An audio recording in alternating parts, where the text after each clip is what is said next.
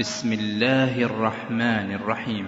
ألهاكم التكاثر حتى زرتم المقابر كلا سوف تعلمون ثم كلا سوف تعلمون كلا لو تعلمون علم اليقين لترون الجحيم ثم لترونها عين اليقين ثم لتسألن يومئذ عن النعيم.